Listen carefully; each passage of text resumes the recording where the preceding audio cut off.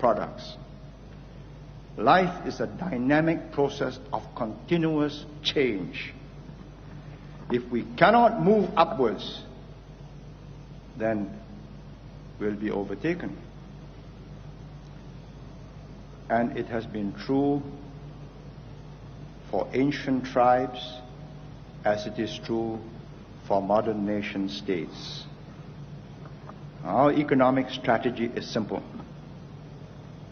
It is to be complementary within ASEAN and to be competitive worldwide. If we are just competitive within ASEAN, that's not good enough for us. We will perish because we haven't got the rice fields, the rubber, the tin, the bauxite, the hydroelectric power.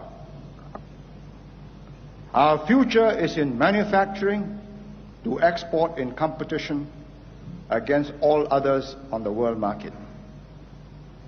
And an even bigger future for us is in what is the so-called brain services, especially computer software.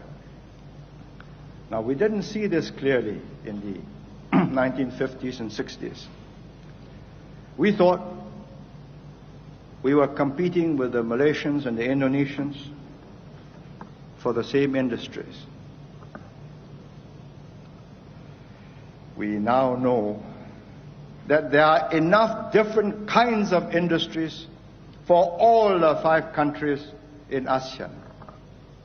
And indeed, enough industries for all the countries of Asia if every country is objective and rational in recognizing its strong points, where it's got the comparative advantage, and its weak points, where it is at a comparative disadvantage. And in my recent discussions with the Malaysian PM and his deputy PM and his Minister for Home Affairs, I noted that they too had come to the conclusion, the same conclusion, as one minister put it, we are not going for the same bride. I thought he put it rather vividly. We are not chasing after the same girls.